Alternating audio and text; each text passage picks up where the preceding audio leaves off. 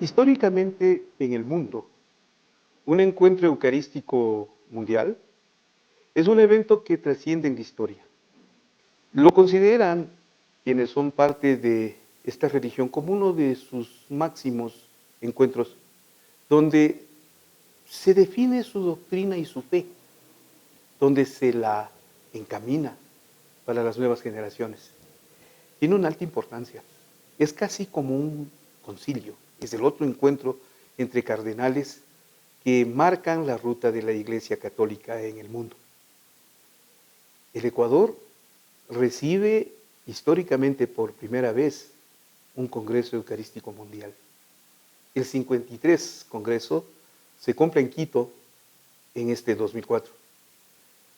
Es un honor conversar con la autoridad máxima de la Iglesia Católica Ecuatoriana, Monseñor Alfredo Espinosa Mateus, a quien yo le agradezco la gentileza de compartir conmigo reflexiones previas al Congreso, por considerar que el evento amerita ser parte de la historia del Ecuador.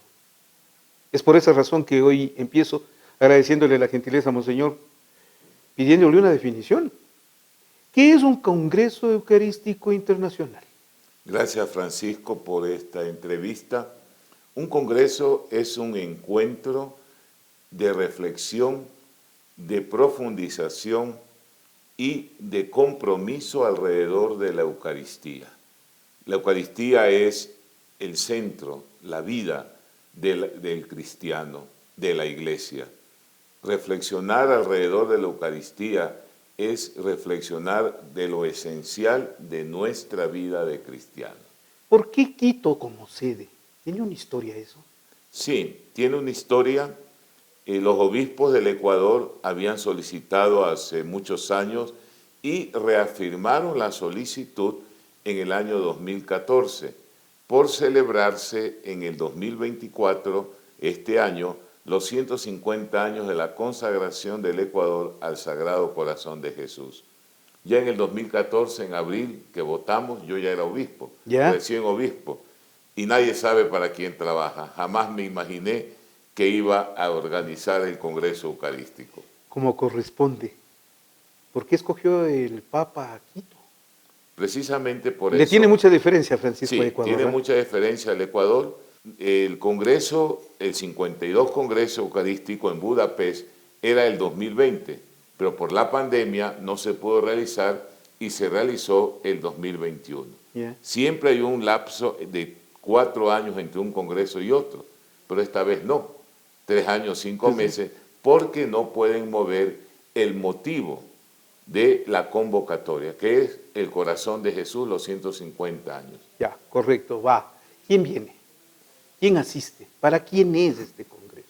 El congreso es para la iglesia, para el pueblo de Dios. Asisten cardenales, obispos, sacerdotes, religiosos, religiosas y laicos. Tenemos 3.300 inscritos más 1.000 voluntarios de la Arquidiócesis de Quito. Pero es para todo el pueblo de Dios, como lo entendemos bien ahora también en este camino sinodal. ¿Cómo se decide el tema? ¿Quién decide el tema de un congreso eucarístico? El tema se decide de la siguiente manera. La comisión teológica que creamos inmediatamente, habiendo recibido ya la confirmación de la sede, que fue el 20 de marzo del 2021, se crearon varias comisiones y comenzamos a trabajar. La comisión teológica está presidida por Monseñor David de la Torre, obispo auxiliar de Quito, y 5 sacerdotes jóvenes que han estudiado, que son muy preparados. ¿Pero por qué jóvenes?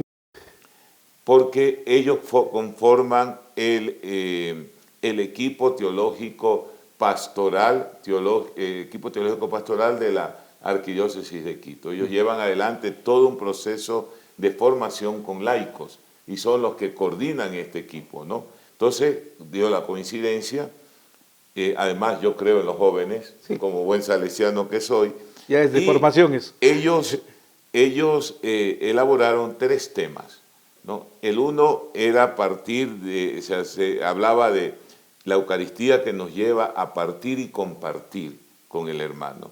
El otro tema era mucho más teológico, pudiéramos decir así, la Eucaristía desde la cruz que nos salva, que nos redime.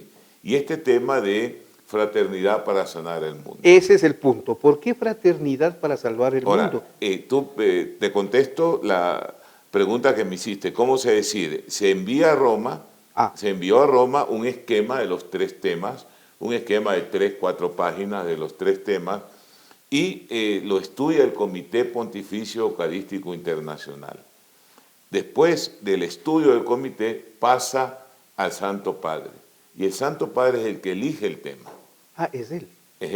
Es él el que elige el tema. Ya, entiendo desde el punto de vista teológico y el manejo de la Iglesia por parte de su santidad el Papa Francisco, el combinar el Fratelli Tutti Así es. con el Fraternidad para salvar el mundo. Sí. ¿Lo escogieron en esa coincidencia o Sí, no? en esa coincidencia, y sabemos muy bien que el Papa Francisco nos ha remarcado en este tiempo de su pontificado el sentido y el compromiso de la fraternidad. Por eso hace la relación Eucaristía y fraternidad. Hace la relación. Porque algunos como que no ven y dicen, ¿por qué fraternidad si es un congreso eucarístico? No, ahí tiene la conexión. Ahí hay una conexión. Ahora, ¿por qué con el Fratelli Tutti? Que para mí realmente me causa intriga. El Fratelli Tutti es probablemente, junto con el Popularum Progressum, de las encíclicas más políticas que ha emitido la Iglesia Católica. Sí. La que más se ha pronunciado sobre la situación del mundo y la urgencia de esa fraternidad. ¿Cuánto sirve esa encíclica? ¿Cuánto sirvió esa encíclica? Tú acabas de decir una palabra clave, la urgencia de la fraternidad. Vivimos en un mundo herido, vivimos en un mundo lleno de guerras, de violencia, de narcotráfico, de situaciones de pobreza lacerantes de la humanidad, y hay esta urgencia. Tenemos que mirar hacia el hermano. No podemos ser indiferentes frente al hermano. Te cuento una anécdota que nos sucedió. Nosotros hemos tenido que ir cada año a una reunión con el Comité Pontificio Eucarístico Internacional. El año pasado, cuando se aprobó el documento base, que fue en mayo del año pasado, el teólogo de la Casa Pontificia, nada más que él, el teólogo de la Casa Pontificia, un gran dominico, hizo un cuestionamiento del documento base, en el sentido que lo veía un tanto horizontalista y no espiritualista. Y yo le dije en ese momento a él que, conociendo la realidad de América Latina y conociendo la realidad del Ecuador, el grave riesgo que podemos tener son una serie de movimientos muy espiritualistas, centrados en sí mismos y que se olvidan, que no ven el mundo, que no ven el horizontalismo. O sea, la cruz tiene dos, o sea, la parte vertical y la parte horizontal. Sin eso no hay una cruz. Entonces, el verticalismo nos lleva a mirar a Dios, pero el horizontalismo nos lleva a mirar al hermano. Me has descrito de alguna manera una serie de hechos graves en el mundo: narcotráfico, violencia, crimen, conflicto, guerra. Y frente a eso, la Iglesia Católica, ¿por qué sale ahora con esa necesidad de fraternidad? En realidad, ¿es la alternativa? ¿Es la solución? Yo te diría que no sale ahora, sino que toda la vida la Iglesia ha tenido este sentido y este llamado y esta acción en favor de la paz. Los mensajes de paz que da el Santo Padre siempre, un 1 de enero, lo comenzó Pablo VI. O sea, lo comenzaron hace muchísimos años atrás. La Iglesia siempre se pronuncia, siempre hace un grito por la paz, un grito por la justicia, un grito por la libertad. La Iglesia está en esa realidad, está inserta en el mundo, no puede ser de otra manera. Sale a flote lo primero que se conoce del Congreso, esto que se constituirá en la declaración principal del Congreso, que es el documento base. Así es. Lo he revisado con atención y me encuentro con varias sorpresas interesantes. En la introducción, por ejemplo, en el enfoque inicial ustedes hablan, vean qué lenguaje, quiebres sociopolíticos, colonialismo histórico, intereses transnacionales, características imperialistas. Es parte de este lenguaje. ¿En qué se está metiendo la Iglesia Católica al censurar todo esto? ¿O decidió confrontar? Y decidió confrontar estos males porque son males que le afectan al mundo. ¿No, señor? Son heridas del mundo. Ah, vamos. Son las heridas del Es mucho mundo. más duro. Sí, son las heridas del mundo y como nos dice el tema del Congreso, fraternidad para sanar el mundo. Estas heridas hay que enfrentarlas. Si un médico no enfrenta una herida, la herida sigue ahí. Si como cristianos no enfrentamos una herida, si como hombres y mujeres de fe no enfrentamos estas realidades que constituyen heridas para el mundo, pues vivimos una fe que no cala, una fe que se queda en lo exterior, una fe que no llega realmente al mundo y al hombre de hoy. Ustedes dicen con esto la fraternidad está rota, Sí, con estos males que he hablado, que así han es. mencionado ustedes. ¿Cuándo fue que se rompió? Bueno, ¿Cuándo sintió la Iglesia que se rompió esa fraternidad?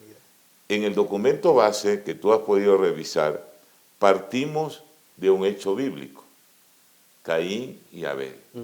Fuimos creados por Dios como hermanos, con un sentido de fraternidad, pero el hombre perdió esa visión de la fraternidad y desde el comienzo, sabiendo todo el contexto de los textos bíblicos, ¿no verdad? Pero desde el comienzo hubo esta ruptura, este ir contra el hermano. A mí me gusta mucho la frase que está en el Génesis, ¿dónde está tu hermano?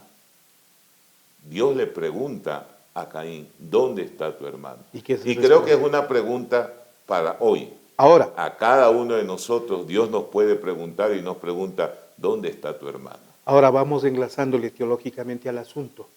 Quito, fraternidad, el corazón de Jesús, 150 años. ¿Qué sentido todo tiene eso en el sentido horizontal que ustedes lo han planteado? Creo que es importante unir todo, como tú lo acabas de hacer. O sea, partamos desde la Eucaristía. O sea, la Eucaristía es el centro de reflexión. La Eucaristía nos lleva hacia el hermano. No podemos sentarnos en una misma mesa si no tenemos esta realidad de ser hermanos, si no tenemos conciencia de que somos hermanos en verdad. Entonces, el sentarnos, el comulgar juntos, es comulgar como hermanos. Yo no puedo comulgar con alguien al que no considero hermano, con alguien al que veo como un enemigo, como alguien al que yo ataco, al que yo causo violencia en su vida. Entonces me lleva a purificar el corazón. Y ahí lo uno con el corazón de Jesús. Yo lo dije en la Eucaristía de renovación de la consagración al corazón de Jesús aquí de la Arquidiócesis de Quito. No encerremos el corazón de Jesús en nuestro corazón. Porque ese es un espiritualismo que podemos tener esa tendencia o ese riesgo, yo diría así. Sino que desde la devoción al corazón de Jesús, abro mi corazón para ver al hermano y para tender mis manos hacia el hermano. ¿No suena muy utópico plantear eso frente a lo que ustedes mismos tratan en el documento base? Ofrecer ese amor al corazón de Jesús, esa voluntad frente a la Eucaristía, frente a los descartables, frente a una sociedad que descarta a los seres humanos. ¿Qué sentido tiene? Yo no hablaría de utopía, yo hablaría de desafío. Y lo he planteado siempre así en todas las entrevistas y en todos los diálogos que he tenido. La fraternidad es un desafío. O sea, no podemos decir que ya está conseguida. No, es una tarea a ir construyendo.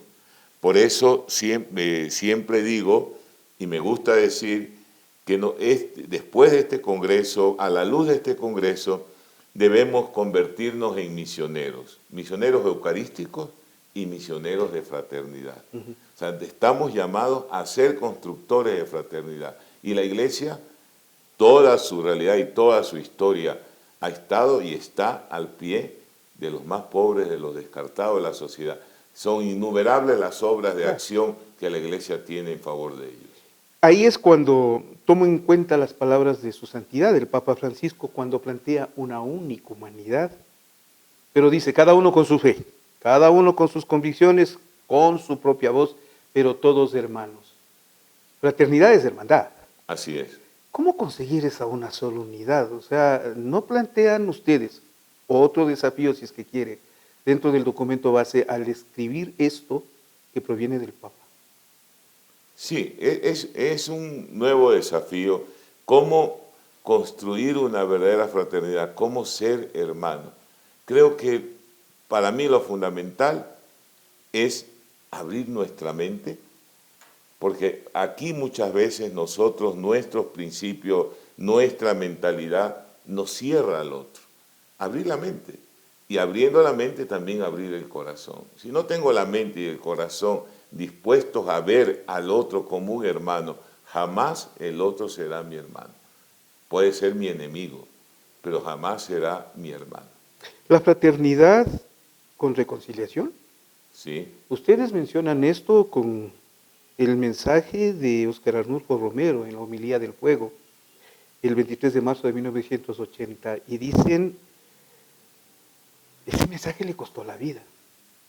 Por lo tanto, hay demasiadas heridas por sanar, solo con la reconciliación. Y hay demasiados riesgos que correr también. ¿Por qué? Porque no es fácil en un mundo actual, como vivimos en una violencia actual, plantear un mensaje de fraternidad. Se corre el riesgo. Y ese es el riesgo del profeta. Nosotros proponemos 3 testimonios, como tú habrás podido ver en el documento. El testimonio de vida de Montesinos, que hace el grito en favor del hombre, en favor del indígena concreto, de la realidad de su tiempo que vivía. El testimonio de vida de Óscar Arnulfo Romero y el testimonio de vida de Leonidas Proaño. Son 3 testimonios latinoamericanos.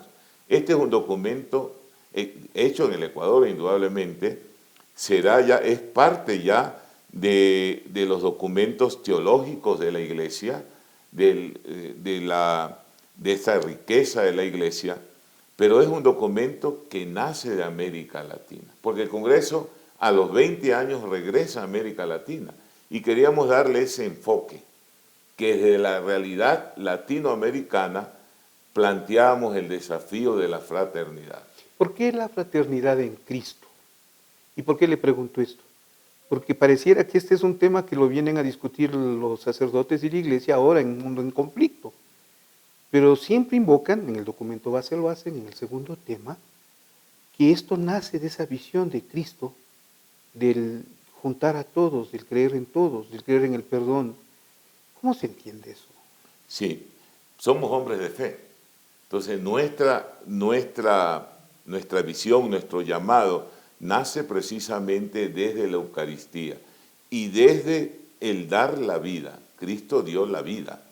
Por eso en el logo tú ves la cruz y tienes los 2 brazos. Y este brazo, el significado de quien creó el logo, es los brazos abiertos al hombre, abiertos al mundo. Cristo desde la cruz nos redime, nos reconcilia, nos hace hermanos y se queda presente en la Eucaristía, que es el sacramento que nos lleva a la unidad y a la fraternidad. Unidad en torno a nuestro Dios, y Cristo es el primero que llama como nuestro Padre, y por lo tanto entender ya no el yo, sino el nosotros. Sí. A ver, ¿cómo se entiende eso? Sí. Y desde la Iglesia Católica, ¿cuál es esa perspectiva? Nuestro Padre, nuestra gente, nuestro hermano, no el yo. Sí, es que la fe tiene una proyección social. O sea, yo vivo mi fe, pero no la puedo vivir Solo. aisladamente, individualmente. La vivo en relación con los demás. Cuando yo era joven, hace muchos años, por cierto, escuchaba y me formaban diciendo, no te salvas solo, te salvas en racimo. O sea, te salvas con otros. En grupo. En grupo. Te salvas salvando, que eso es lo importante. ¿Por qué la piedad popular para invocar a la Eucaristía? ¿Por qué la piedad popular para invocar a la fraternidad? Y digo esto y me viene a la memoria a Monseñor Leonidas Proaño, que usted lo ha mencionado. O sea, él creía en el hombre y la comunidad. La fraternidad es eso, el hombre y la comunidad, el nosotros en vez del yo. ¿Cómo lo entiendo el mensaje de Proaño frente a este tema de fraternidad? Sí, Proaño, pues, conocemos muy bien su mensaje, su compromiso en favor del indígena, ahí, ahí pudiéramos decir del hombre descartado de una sociedad, ¿no? En su tiempo, en su mentalidad, en su ambiente. Tú decías, ¿por qué la piedad popular? Porque la fe se manifiesta y el hombre y la mujer creyente manifiesta su fe en muchas expresiones. Y esas expresiones que están en la religiosidad popular, lo dice el Papa Francisco, esas expresiones constituyen el terreno, un terreno fértil donde cae una semilla de evangelización. O sea, no podemos despreciar una religiosidad popular. Una experiencia mía aquí en Quito con un párroco en una parroquia tradicional, una parroquia donde en Semana Santa bailan los diablos, Ah, ¿no? ya, Bailan los diablos, al sur de Quito. al sur de Quito y en el valle también. Ya, ah, ya. Entonces él no quería celebrar esta tradición popular, ¿no? De la religiosidad popular. Yo le pregunté, ¿tú sabes por qué bailan los diablos? Que bailan el Viernes Santo. Porque supuestamente para ellos murió Cristo. Está muerto Cristo. Y las puertas del infierno se abren y salen a bailar. ¿Y por qué bailan de regreso el domingo de resurrección, el domingo de Pascua? Porque Cristo ha resucitado y ellos hacen un baile hacia atrás. Van retrocediendo hacia el infierno. Como no quería ir o no quería celebrar, le dije, no te preocupes, yo voy. Y yo celebré con ellos, ¿no? Y fue una experiencia muy rica para mí también como pastor de este pueblo. Es que es el sincretismo, ¿no? Así El es. sincretismo que se dio con la conquista y la colonización frente al indígena, a este mundo y su cosmovisión. Oiga, y a propósito del tema, ¿cómo entender la fraternidad frente a lo que se considera siempre una deuda de la Iglesia frente, por ejemplo, a América Latina, a la conquista, al exterminio, a la violencia con la que fueron sometidos nuestros pueblos? ¿Es válida esa fraternidad ahora? ¿Cuánto perdón, cuánta reconciliación hace falta ahí en esa deuda? Mira, yo creo que hay que juzgar la historia con una visión de acuerdo a los tiempos. O sea, en su momento se dieron muchas situaciones con una realidad, con una cosmovisión de ese tiempo. Hoy nos resulta imposible de creer muchas veces todo eso que se vivió. Ya la Iglesia ha pedido perdón. La Iglesia lo ha pedido perdón. Aparecida. Sí, y cuando se vivió, cuando se vivieron los 500 años, se pidió perdón. La Iglesia está en ese camino de mirar hacia adelante, conociendo y sabiendo la historia, pero no nos podemos quedar con una mentalidad de lamentación de la historia, de lo vivido, sino partiendo del perdón, veamos el futuro y construyamos el futuro. Ahí lo entiendo, aquello de fraternidad para sanar. Para sanar. ¿Basta solo con eso? ¿O qué hace falta al mismo tiempo de la fraternidad que otros valores más, espiritualmente hablando, para lograr aplicar aquello de sanar al mundo, Monseñor? Creo que es un conjunto de valores que van alrededor de la fraternidad. La fraternidad se construye con un respeto al otro, la fraternidad se construye en libertad, la fraternidad se construye en solidaridad, la fraternidad se construye en convivencia con el otro. O sea, es una serie de valores. No podemos separar solamente la fraternidad, aislarla, pudiéramos decir, sino es un conjunto, como tú bien lo dijiste, un conjunto de valores, que todos llevan a tener un corazón fraterno, y como cristianos partiendo de nuestra fe y partiendo de la Eucaristía. Porque no podemos olvidarnos que este es un congreso eucarístico internacional. Precisamente por ello, ¿por qué la reconciliación para aplicar la fraternidad? ¿Es que es tan necesario reconciliarse? Si no, no hay fraternidad. Es fundamental, yo te pudiera decir. Si no hay perdón, no hay reconciliación, no hay fraternidad, no hay lazos que nos unan si no hay un perdón. El perdonar no implica, o sea, el perdonar no implica el olvidar. Uno sabe que ha pasado algo, sabe que hay una herida, sabe que hay una situación, pero yo perdono. Yo no guardo rencor en mi corazón, porque el rencor daña, el rencor mata. Siempre digo que el que guarda rencor es el que sufre, no hacia aquel que uno siente el rencor. El otro ni sabe quizás que yo le guardo un rencor, pero el que sufre y el que se hace daño es la persona que guarda rencor en su corazón. ¿Dónde quedan la voz de los vencidos que clamaba el Papa siempre que se la reconozca? En este momento, ¿calza dentro de este discurso de la fraternidad la voz de los vencidos? Sí. ¿Cuánto escucha la Iglesia esa voz de los vencidos? Debemos estar atentos y debemos saber escuchar.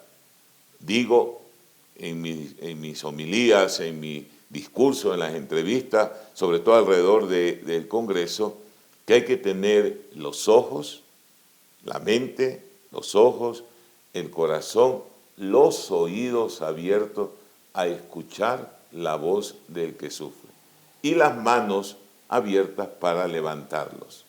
¿Cómo entiendo la noción de la Eucaristía en este contexto de fraternidad? ¿Como una celebración? ¿Y por qué digo esto? Porque la Eucaristía en el fondo es una celebración, la celebración de la resurrección, jamás de la crucifixión. La crucifixión es solamente un ejemplo. El valor está en la resurrección, que es lo que nos redime y nos salva. Te corrijo un poquito. El altar es el sacrificio. ¿Ya? Ahí hacemos presente el sacrificio de Cristo. Por eso tiene que haber litúrgicamente tiene que haber un crucifijo que hace la relación con el altar. Cristo hace presente hoy, aquí, en el altar, su sacrificio para redimirnos. Pero ¿cuán valioso es la crucifixión frente a la resurrección? Lo uno no se da sin lo otro. Lo Ya. uno no se da sin lo otro. Correcto. ¿No? Entonces, tú me preguntabas sobre la celebración. No nos podemos quedar encerrados en la celebración. Ya. Vivimos la celebración, pero esa celebración hay que llevarla a la vida de cada día. El pueden ir en paz implica el que vayamos en paz a construir una fraternidad, a ser hermanos, a vivir como hermanos. No podemos salir de una celebración de la Eucaristía, pueden ir en paz y a la media cuadra ya no vivo en paz con el otro. ¿Será por eso que ustedes lo invocan dentro del documento base? La fraternidad inclusive para vencer los males de la sociedad. Y le ponen el ejemplo, el consumo. Así Dicen, nos está arrebatando la libertad. Porque la persona que posee demasiadas cosas se vuelve un esclavo de las cosas. ¿Por qué? Porque tu corazón no es libre. Y no nos damos cuenta, lo peor es que no nos damos cuenta de ello, ¿no? Cuántas cosas nos atan, cuántas cosas nos esclavizan, cuántas cosas se constituyen muchas veces en verdaderos ídolos ante los cuales el hombre de hoy se postra. Y no somos libres frente a las cosas del mundo, que son necesarias muchas de ellas, pero no puedo ser esclavo de ellas. No puede estar mi vida girando en tener más, consumir más, el último modelo de celular, y así pudiéramos poner una serie de ejemplos, ¿no? Ahora trasládele a la iglesia. No tiene demasiadas cosas la iglesia, no tiene demasiadas pertenencias, posesiones y demás, a las cuales está atada y por lo tanto no es libre. O por el contrario, o sea, hasta qué punto la iglesia tiene que predicar con el ejemplo, aplicar la fraternidad por los vencidos, por los descartables, y comenzar a distribuir lo que tiene. Mira, yo creo que la iglesia lo ha hecho y lo hace. Hay que distinguir en este sentido.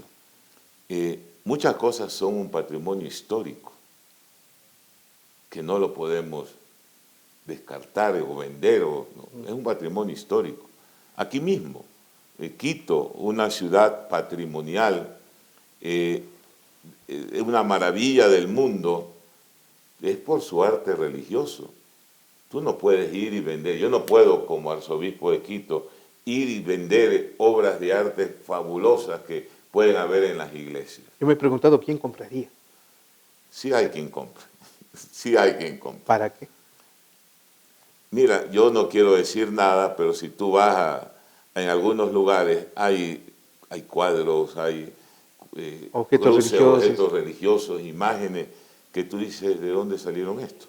Estos salieron de las iglesias, no solo de Quito, del país. Del mundo. Del mundo. El Vaticano tiene, me imagino que has conocido los museos vaticanos. Sí. Tú te quedas sorprendido, por decirlo menos, ante todo lo que tú puedes ver ahí. Pero eso es un patrimonio de la humanidad, que está al servicio de la humanidad también en esta formación de cultura. Pero la iglesia, sus posesiones, sus bienes materiales, que los tiene, los pone al servicio de la gente. Y tú vas a ver en todas las parroquias de Quito, todas las iglesias al servicio de la comunidad, y muchas de ellas, y muchas obras al servicio de los más pobres. No lo dice o no se sabe. Mucho de la obra de la iglesia es esa muestra de fraternidad con el pobre, con el necesitado. Muchas veces no se conoce. Sí, puede ser un error nuestro. Tenemos que visibilizar. Que tu mano izquierda no sepa lo que da tu mano derecha. Puede ser un error nuestro, tenemos que visibilizar lo que se hace. A raíz del Congreso siempre queda una obra social que debe proyectarse. ¿Qué hemos pensado nosotros? ¿Qué he pensado yo fundamentalmente? Vamos a crear una red que ya existen, pero lo vamos a organizar bien en las parroquias de Quito. Comedores populares para ancianos, para niños, para gente muy desposeída. Es una forma. Que lo vamos a llamar el pan de la fraternidad. Queda un presupuesto para esto. Y mira que la Conferencia Episcopal Española nos dio una donación significativa para el Congreso. Pero la mitad de la donación era para la obra social y lo vamos a respetar. Porque yo, que soy administrador y que me dicen el obispo contador, que he sido administrador de los salesianos en el Ecuador, cuando tú recibes una donación con un fin específico, tienes que respetarlo. Denles el pan a que compartan entre ustedes. Claro. O sea, el mensaje es bíblico, en el momento de la repartición de los panes y los peces. Así es. Denles a que se Pero tú sí sabes, ustedes. Ya que tocaste el ejemplo de la multiplicación de los panes y de los peces, ¿cuál fue el primer milagro?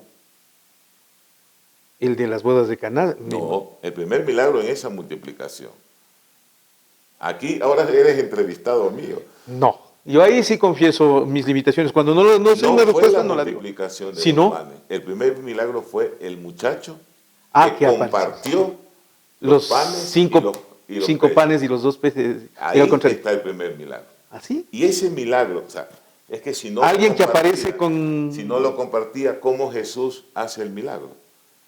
Ese es el milagro que estamos llamados desde la Eucaristía para hacerlo y crear fraternidad. El que sepas compartir con el otro. Si no, seguimos igual. Démosle un punto final porque hemos llegado ya casi a la conclusión del documento base con el cual hemos conversado hoy. Entender que la misa es la vida misma pero prolongada. A ver, ese mensaje es duro. No asista solo a misa, conviértela en vida. Sí, por eso te decía, el poder ir en paz, que decimos los sacerdotes, pueden ir en paz, nos compromete a llevar la celebración a la vida. El cristiano tiene que vivir su fe en la vida de cada día. Porque si no somos cristianos, y es el gran riesgo de golpearnos el pecho el domingo, pero de no vivir como cristianos el resto de la semana.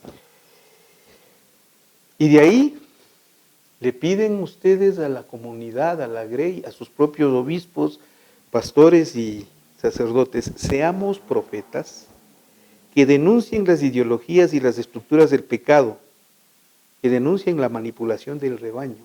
¿De qué están hablando? Oigan, otros retos. Sí, son varios retos. Es otro reto, pero qué reto para duro, pues. Y el ser profeta, tanto nosotros los pastores, que hemos sido llamados a ser pastores de una iglesia, como para todo cristiano. El cristiano es un profeta. El profeta anuncia la buena nueva y denuncia toda situación de injusticia. Y ser profeta es jugarse la vida. No es fácil. Los profetas murieron en manos de a quienes denunciaron muchas veces. Entonces, ser profeta hoy, te juegas la vida, porque hay que denunciar tantas situaciones de muerte que hay en la sociedad. Oscar Romero fue un profeta, se jugó la vida.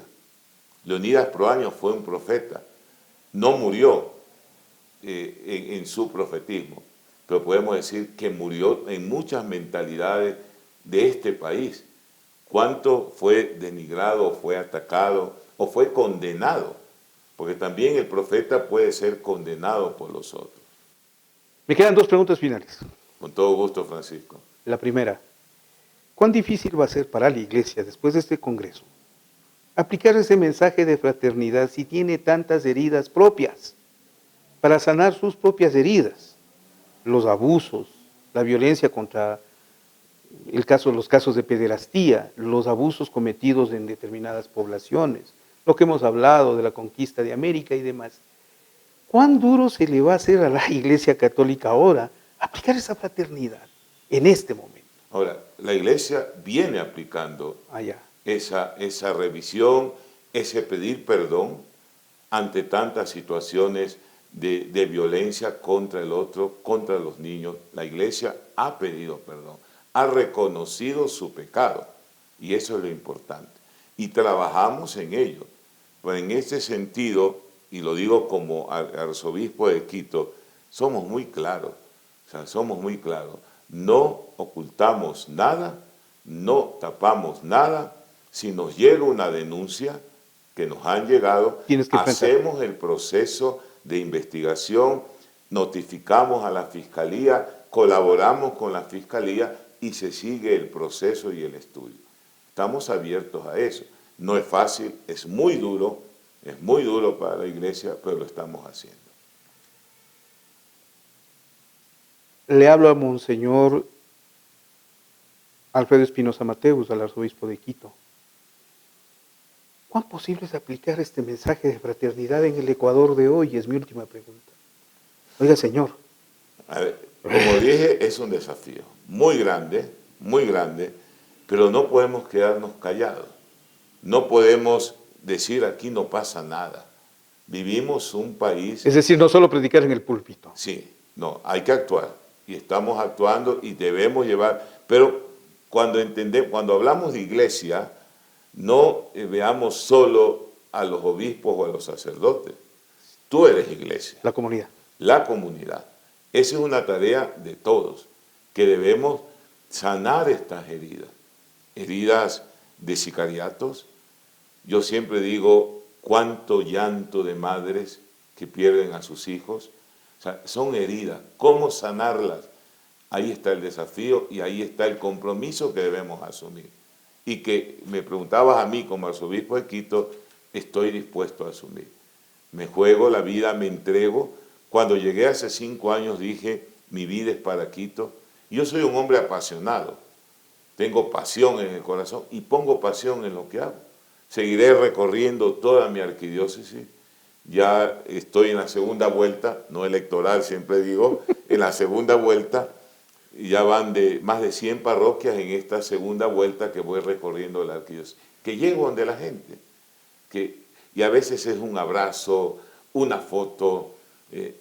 Hay en mi estilo, me dice una señora, viene y me dice, Monseñor, por ejemplo, regálame su bendición. Y yo le digo en mi estilo, señora, la bendición, en esta carestía de la vida nada se regala. Todo tiene un precio. Y se queda sorprendida y me dice, ¿cuánto cuesta, monseñor, su bendición? Una oración por mí. Ah, yo sí rezo por usted, Sí. deme la bendición. Pero ese contacto, ese sacar sonrisa, ese saludar a un muchacho, cuando viene en las ofrendas un niño, me agacho. Ahora puedo agacharme más fácilmente, a veces con la cadera ya no tanto, por dolor de cadera, pero me agacho, le doy la bendición, cuando entro me acerco al anciano. O sea, son signos también que demuestran una cercanía, que yo no los quiero perder nunca, porque la gente, el pueblo, es lo que me nutre, lo que me hace a mí pastor. Dije que era la última, pero esta no me la puedo quitar. ¿Qué dirá el Papa de todo esto? ¿Qué ha dicho del documento base? ¿Qué ha dicho? ¿Qué expectativa tiene No te el del puedo encuentro de aquí? adelantar eso en la entrevista, porque hay un mensaje del Santo Padre perfecto. grabado que se dará a conocer al inicio de la misa del 8 de septiembre. Tenemos grabado el mensaje. Lo espero con ansias. Sí. Esta entrevista no termina aquí. Me he comprometido y le pido su palabra a Monseñor Espinosa para cuando termine el Congreso. Volvernos a sentar a conversar, en cambio, de lo discutido, de lo hablado y de lo concluido. Por ahora, Monseñor, muchas gracias. Gracias a ti, Francisco. Valió la pena la conversa. Sí, y te daré la entrevista, conversaremos con todo cariño, pero después de unos días de vacaciones que me voy a tomar. ya anda pidiéndolo. Terminaré fundido. Monseñor, así será. Muchas gracias. Gracias, Francisco. Qué honor conversar con usted. Gracias, igualmente. Esto es Ecuador Inmediato, el 53 Congreso Internacional Eucarístico. Un evento histórico para el Ecuador, para Quito, que no puede pasar desapercibido, no sin este mensaje. Fraternidad para sanar el mundo. Siempre es un honor compartir con ustedes. Ecuador Inmediato, 20 años. Yo sigo luchando por la vida.